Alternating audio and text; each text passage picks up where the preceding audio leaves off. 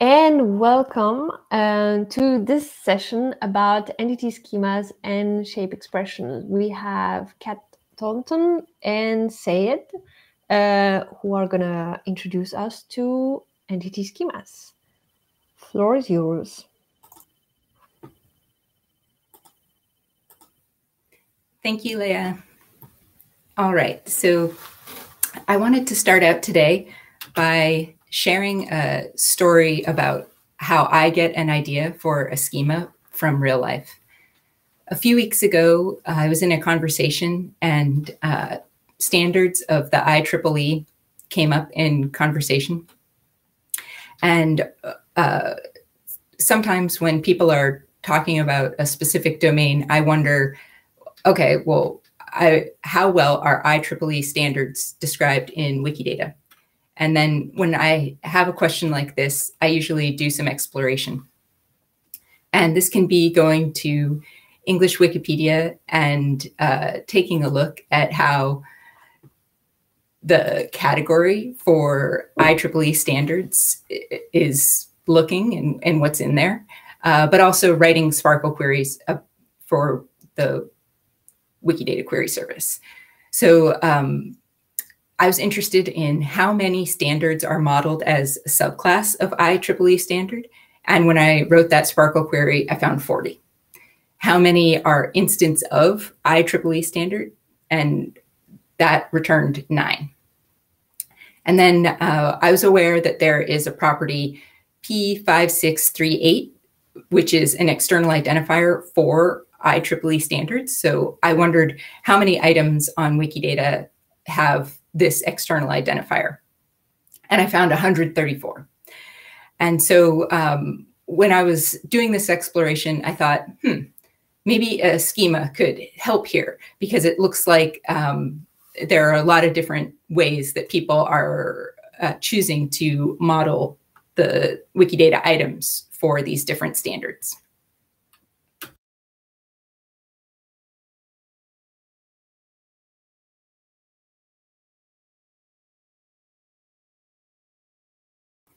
Sorry, got muted.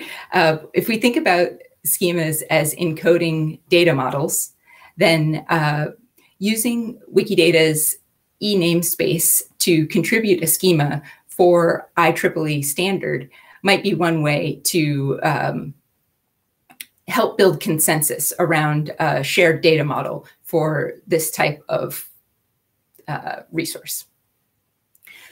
So the namespace is dedicated to schemas. More than 300 schemas have been contributed to the namespace since it became available in May of 2019. And because Wikidata supports multiple data models per domain, we often have the case in Wikidata where different groups of people or different individuals have modeled items differently. And so sometimes these data models are contrasting. In some cases, this is absolutely necessary. And in other cases, it will actually be possible to build consensus around one shared model if the differences in data modeling are just idiosyncratic choices and don't reflect actual use case-based differences. And the language in which schemas for the namespace are encoded is called ShEx. ShEx is a formal modeling and validation language for RDF graphs. It allows humans and machines to communicate unambiguously about data assets, and it supports the agile development of data models. So you can learn more at shex.io, and there's a lot of resources about different aspects of the language itself there. And one reason that ShEx is a great fit is in Wikidata, we're all about humans and machines working together to build out this knowledge base. And ShEx allows humans to describe data models and then allows us to validate entity data from Wikidata at scale to test whether or not it is in conformance with the schemas that we describe. So in the example I introduced earlier about the IEEE standards, some of the questions I ask myself when I'm planning how do I want to structure this schema, I look at the frequency of usage of the different patterns. So I compare and contrast, okay, there are this many items that are being modeled as subclass of and IEEE standard, and this many items that have been modeled as an instance of IEEE standard. Then I propose a schema by adding it to the e-namespace. And then the e-namespace is also a really valuable resource because of the discussion page for each of the schemas. This is a great place to talk about the entire model with other editors and other members of the community.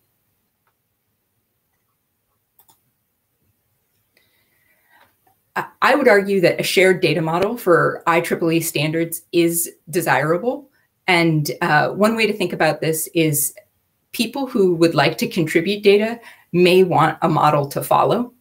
And so if somebody needs to describe a particular IEEE standard, and if that is not a domain in which they've already been actively contributing, they may not have the time right then to do a bunch of exploratory querying to see, okay, how have other IEEE standards been described in Wikidata, and how should I structure this item? And another way to think about this is people who would like to reuse data from Wikidata could become frustrated by needing to identify multiple related modeling patterns in order to write a Sparkle query that combines these different patterns together to get a complete set of all of the items that describe IEEE standards out of Wikidata. And what I mean here is, let's say somebody is familiar with the category for IEEE standards on English Wikipedia, and they're expecting hundreds of IEEE standards to be represented in Wikidata. If they write a query just asking for instance or subclass of IEEE standard, they aren't actually going to find the full set of items that represent different standards that are currently described in Wikidata. And so this could be confusing and perhaps also frustrating for a reuser. And then something I'd like to introduce is the idea of an internal versus an external schema. So what I mean by an external schema is sometimes we are familiar with a model for some kind of thing that we're trying to describe that comes from a database, an ontology, or some information system external to Wikidata. And maybe we want to adapt that model for use in Wikidata. A concrete example of this is the National Archives of the UK maintains a technical registry of file formats called Prud'hommeaux. And Prud'hommeaux is a very widely used registry for file formats. So a lot of people who are working with digital preservation and need to understand a lot of different file formats use the Prud'hommeaux registry to get data about file formats. So this is a place where when I was first adding schemas to Wikidata about file formats, I took inspiration from the structuring in the Prud'hommeaux technical registry to create schemas about file formats for Wikidata. But sometimes you don't have an external resource that you're trying to adapt for use in Wikidata, and you're interested instead in seeing, okay, I know that a bunch of different items have been modeled and are in existence on Wikidata, all describing this same kind of thing. I just want to basically distill a schema from the current state of how these items are modeled in Wikidata now. So there have already been several tools built that we can use to extract schemas. I'll share these slides after this session. And one of the tools is called ShExer, and one of the tools is called Shape Designer. And there are others even beyond this. If you go to the Wiki project schemas, you can find a list of a lot of different tools for working with entity schemas. And you'll find a section in there about all of the different tools that have been created so far for extracting schemas. So another tool for doing this, which is a multi-purpose tool, it's also a really nice interface for editing and contributing schemas, is called Yashe. And Yashe is a product of the WESO lab at the University of Oviedo. And the members of this lab have been contributing a lot of really wonderful tools for working with ShEx and working with schemas on Wikidata. And so definitely want to check out their tools if you haven't already seen them. The Yashe editor is particularly nice because it provides syntax highlighting for ShEx, and it also provides features like autocomplete. So similar to how the Wikidata query service works, if you are trying to quickly write a schema, Yashe is a really wonderful tool to support your editing if you don't want to just go to the entity schema namespace itself, where you're invited to populate a blank page with your schema. The Yashe editor provides more support for your editing process. A little bit more about the ShEx language itself. There are currently 5 different implementations of ShEx, and all of these are linked here, so you can check them out. Of course, you can also use ShEx outside of Wikidata, and you can develop your own workflows for working with ShEx and entity data from Wikidata, even before you contribute a schema to the schema namespace. And ShEx has a pretty extensive test suite. And so you can take a look at these, and all of the different implementations pass these tests. So you can feel confident that whichever implementation you choose, they are in alignment. There are also multiple online validators for ShEx. So for example, you might use one of these to test out data, test the conformance of data against your schema, either for other projects or before you contribute it to the schema namespace if you want to test it out in advance. And I have links here for some of the different validators that are in use. So the vision for the schema namespace on Wikidata is really an interlinked ecosystem of schemas. And what I mean by this is schemas exist independently of one another, but they can also be linked if necessary. And to get a sense of what schemas are currently in use on Wikidata, you can check out the Schema Gallery. The Schema Gallery is linked from the Wiki project schemas front page.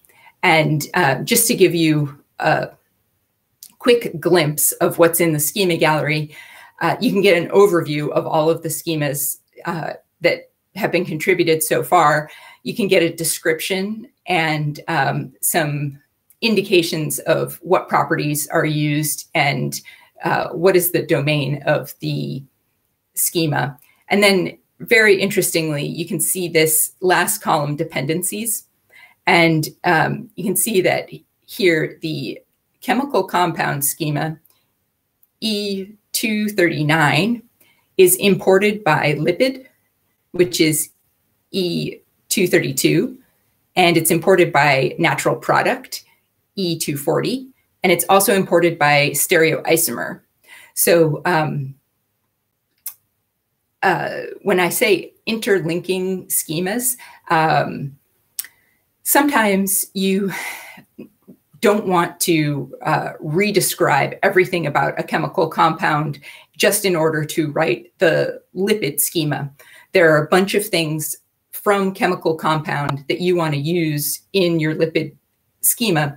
So you can just import the chemical compound schema and then add the properties that are specific to lipid in addition to those that you imported by importing the chemical compound schema. And so this really saves the time of the schema contributor because, you know, right now we're still in the early days of sharing schemas on Wikidata, but over time you can imagine how different types of buildings might all import the base building schema and then contain specific properties to refine and add more to make the schema appropriate for a more specific type of building. Another really wonderful aspect of schema writing is that schemas can be multilingual. And so not only can the label that, you know, contains the name of the schema be expressed in different languages, but the actual schema itself can be in different languages. So here's a really excellent example where you can see here that the person who is writing this schema can write it in their own language. And then because of the way that the properties and item identifiers are structured in Wikidata, this is still usable by other editors. And we can really collaborate on these data models across language communities, which is really wonderful for Wikidata. So as I spoke about earlier, you can import one schema into another, and I'd encourage anyone who's interested in how import looks to check out the Schema Gallery, and you can look in that dependencies column to see all of the schemas that have a dependency with another schema. Or you can look at a really nice example like Danish verb, where you can see here they have imported another schema. And then you can see as you go down how this schema is using the schema that it imports. And looking at other schemas that have already been contributed to Wikidata is a really excellent way to get familiar with how to structure and write schemas for Wikidata. So what's next for the schema namespace and schemas on Wikidata? I anticipate that more and more editors will contribute schemas over time. More schemas will be interlinked via import. And the ecosystem of interlinking schemas will be used to support the work of more editors. Right now, we're still in the phase of building awareness about the schema namespace, and not every Wikidata editor has even heard of the schema namespace yet. But it would be really nice to be able to support people's work so that when they're needing to contribute an item to Wikidata and they're not sure how to structure it, those editors can think, oh, maybe I can look in the schema namespace to find out if there's a schema that I can follow when I'm trying to structure this new item. And I also anticipate that Wikidatans will create more and more tooling that leverages schemas. You can check Scholia to find out about papers written about ShEx. So ShEx has a Wikidata item, and using this item within Scholia, you can get a feed of recently published works about ShEx. And there have already been multiple papers written about how ShEx is used on Wikidata. So that can give you additional use cases and experience from other editors.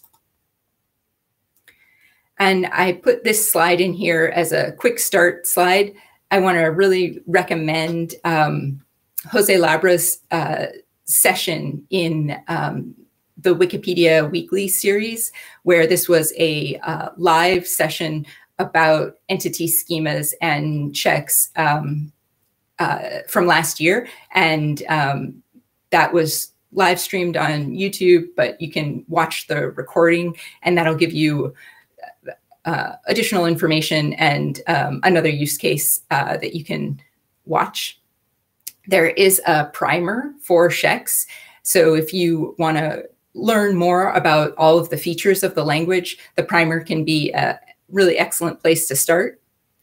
If you want to really dive into the language and learn more, but still have a guided learning experience, there is a really excellent tutorial that was also created by Jose Labra.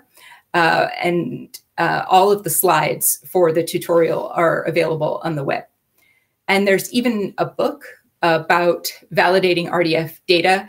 And there are multiple chapters in that book. The book is available online. So you can browse the HTML version of the book that is free online. And there are several chapters that deal with ShEx.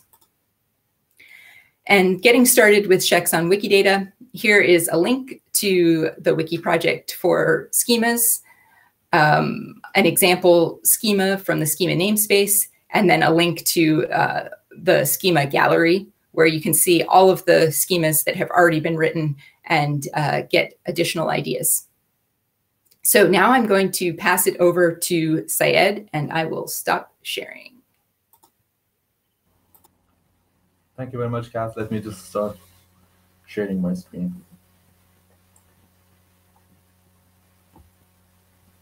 Okay, hopefully you can see. Okay, so thank you very much, Kat. Thank you, Leah. My name is Syed. I'm a PhD student at Heriot-Watt University, and my research focuses on the quality of Wikidata references. And in this part, as we are in the quality days, I'm going to talk about using entity schemas and ShEx in evaluating Wikidata references quality, and also using quality assessment results to populate entity schemas. Okay, so what's RQSS? Reference quality, I would say, is a branch of data quality. In my PhD, we tried to design and develop a comprehensive quality assessment framework for references so we can evaluate the quality of references in Wikidata. We all know that quality is a multidimensional aspect. So we try to define reference-specific metrics in all data quality dimensions. We did a deep literature review on recent linked data quality studies, and we defined 14 metrics in 21 data quality dimensions. We managed to cover almost all quality dimensions, including availability, completeness, conciseness, representational, and so on. Of these 14 metrics, 4 of them are related to shape expressions and entity schemes. Okay, the first metric is syntactic validity of reference triples. This metric tries to assess the syntax of the reference triples. We know that Wikidata follows an RDF reification model for referencing, which consists of reference nodes and reference triples connected to statement nodes, as you can see in the left diagram. We can use a very simple shape expression to describe this reification. For example, you see the ShEx schema that I wrote for this metric. As you can see, the shape starts with a statement node as a focus node. It shows that the statement node must be connected to one or more reference nodes via a prove was drift from link, and the reference nodes must be connected to one or more literals or reference values as well. Once we got the shape,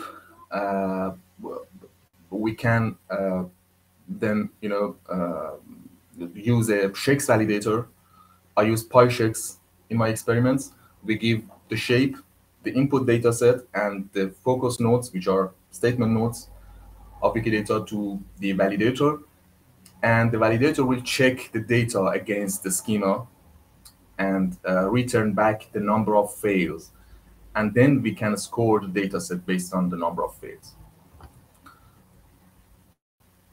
Here you can see the results of my experiments on 7 Wikidata subsets. We have 3 topical subsets: GeneWiki, music, and ships, based on Wikidata Wiki projects of these topics. And also 4 random subsets with different sizes. Random 100K means a random subset of Wikidata with about 100,000 random items in it, and so on further. As you can see, the scores are very high, and the number of fails is very low, and those fails also are mostly because of blank nodes in RDF, in the RDF docs.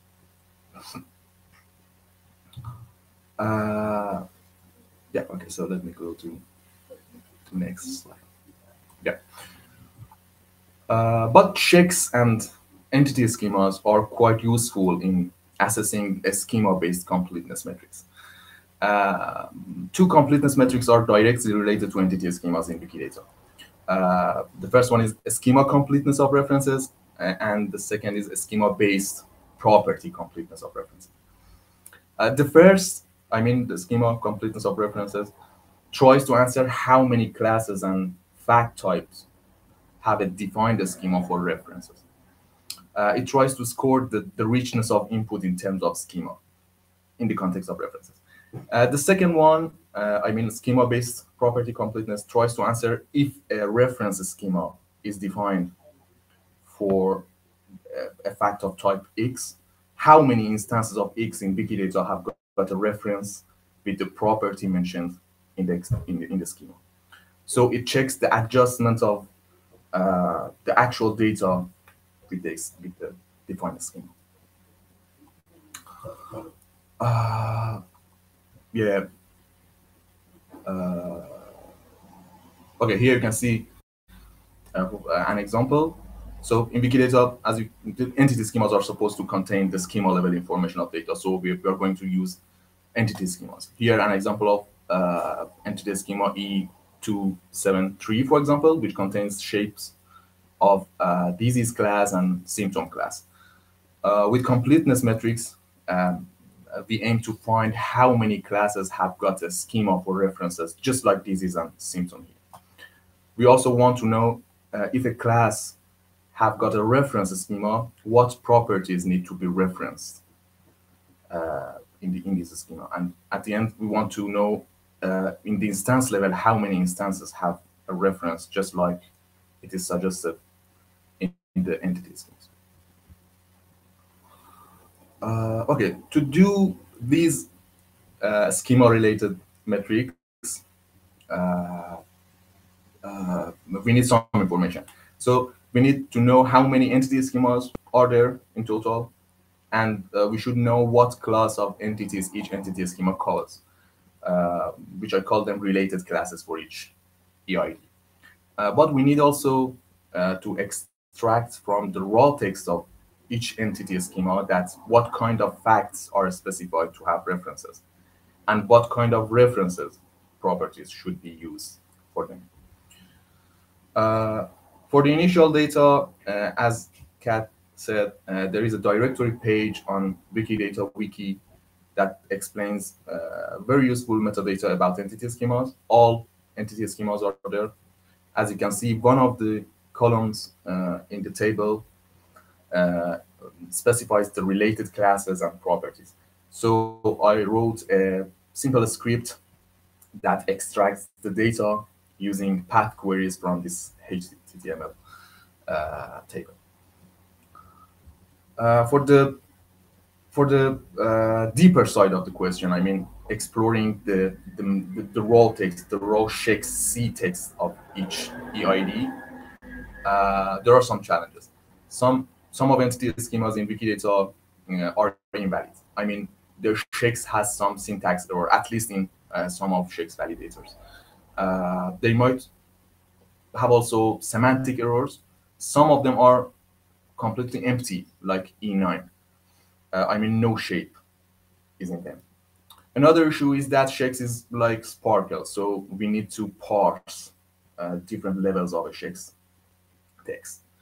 And also in entity schemas, there is an import capability, as Kat mentioned, which you can reuse your schema. So some entity schemas aggregate referencing shapes, and other EIDs import those references. So references shapes might be in different EIDs, like the example you see here, and handling these imports are a bit tricky.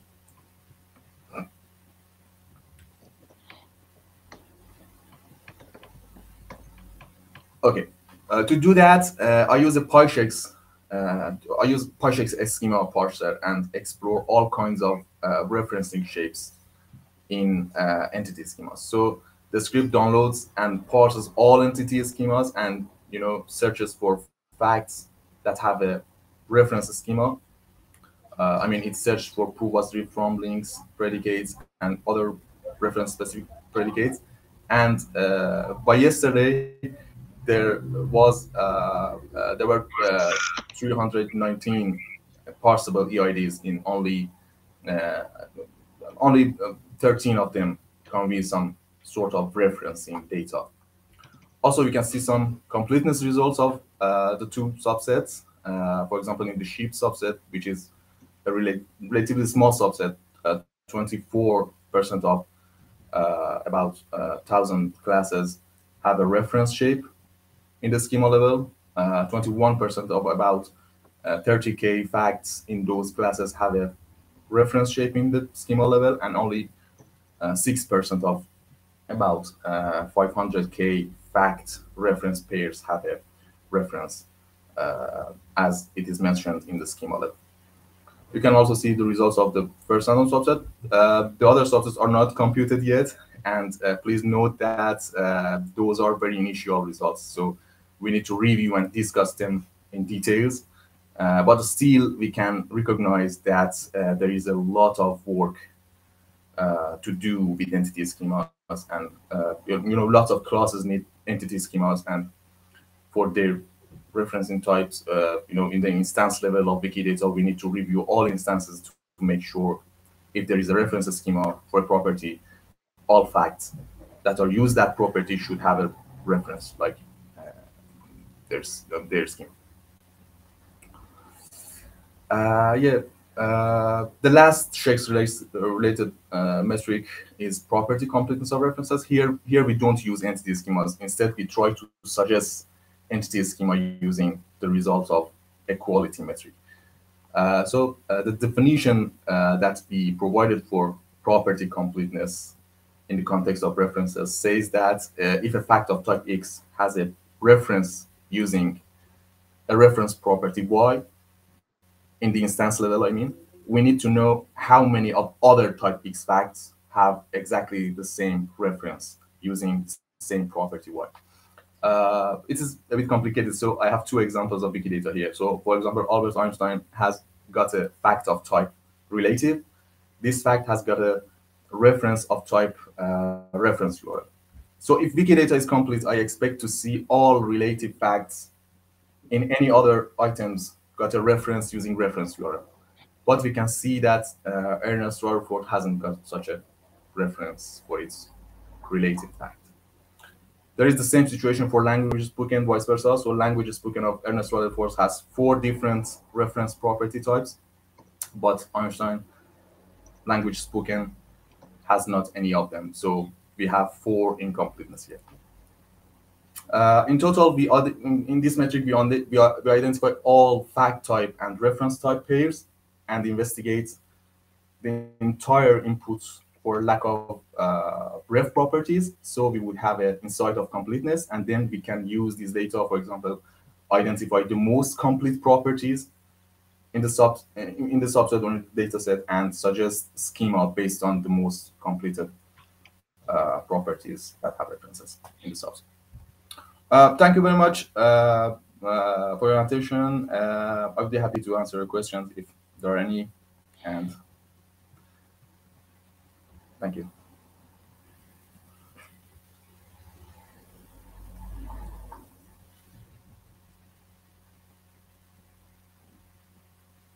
Thank you very much to the both of you.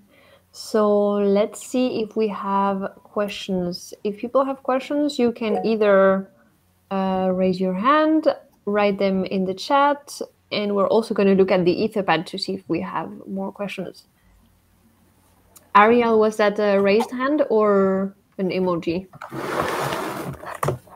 Yeah, I have a question actually. I mean, it's quite a general question about the schemas. So my understanding is that we want to enforce the schemas whenever relevant on a given item. However, as far as I understand, this is not really happening today. So the validation by schemas is entirely voluntary, so to speak. So I have actually two questions. One is there a plan to make this validation a kind of a mandatory step? So whenever one would like to publish a different and edit, they would see the well, some validation and they could continue or not. That would be one option. And the second question is also, if when I'm creating a new item, maybe I could already see what properties, etc., are needed by the relevant schema, something like this. So these are possibly, I suppose, improvements to the UI of Wikidata. So I wondered if there are any such plans, or if it's possible at all. There are a couple of user scripts that have been contributed that you can find links to them on the Wiki project schemas page. And so one of them allows you to, if you're on a page for an item, that script will allow you to type in the EID of a schema and test if it's conformant. And but there hasn't been any work yet to do what you're talking about in terms of suggesting properties based off of a schema, or anything about when you're contributing a new item requiring that that item be in conformance. And so my thinking there is it's still very early days in terms of the schema namespace. And right now, there would still be a question of, well, which schema do we need to test this against for conformance? And what do we do about domains for which we do not yet have a schema? So I don't think that there are enough schemas yet to have that be a consistent experience across all of the domains of Wikidata, but I definitely hear your points and see where you're going, and your ideas are very similar to things that we've discussed in terms of people who have been contributing to the schema namespace and ideas for the future. So it's wonderful to hear your feedback. Thank you.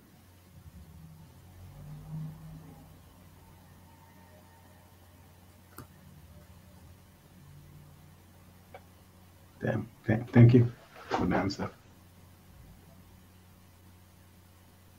So we had some other questions in the chat, but Kat has been already answering them while the presentation was running.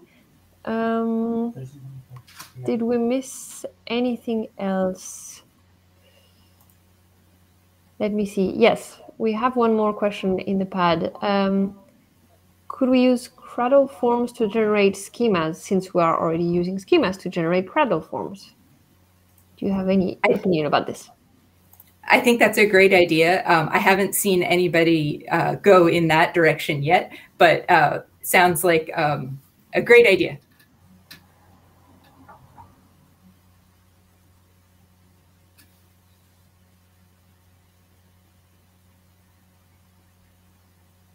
So yeah, if people have Cradle forms that they have already structured, that would be a wonderful starting point for then writing a schema based off of the Cradle form that you already have set up to your needs.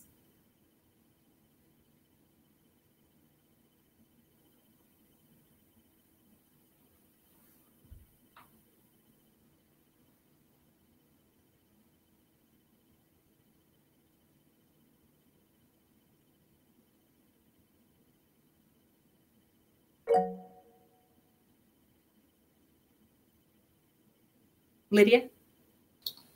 Maybe also something worth mentioning, if people are intimidated by ShEx, there is, similar to the request a query page, so far unused request a schema page, where people can come and ask for help with creating a schema they would like to see.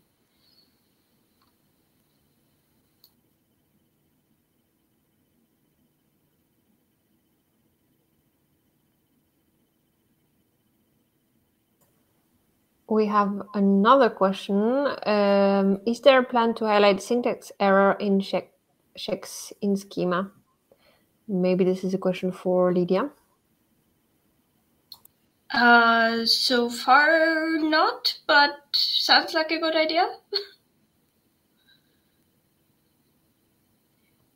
And maybe to give some unicorn, maybe to give some update on where things are going. As Kat said, we're still in the relatively early stages of schemas. One of the coming things the development team will be working on is improving entity schemas, and especially integration of entity schemas in some other places. So take, for example, being able to link to a schema from an item to say, hey, on the item of monuments, this is the corresponding schema. I will be looking at that probably after some improvements to the mismatch finder.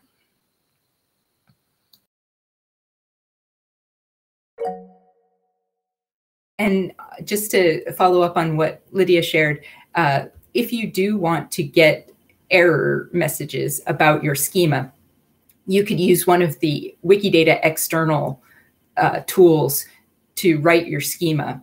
And there you can get some error messages about the structure of the schema itself as you are writing it. Or once you're done, you can attempt to validate the schema itself, and you'll see error messages there. But those features are not yet in the editor for Wikidata. I see another hand up. Ariel?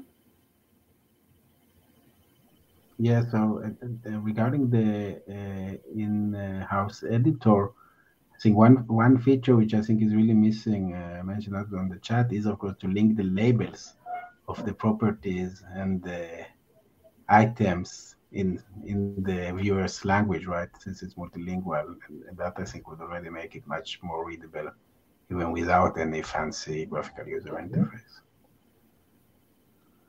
Yeah, great idea. Thanks.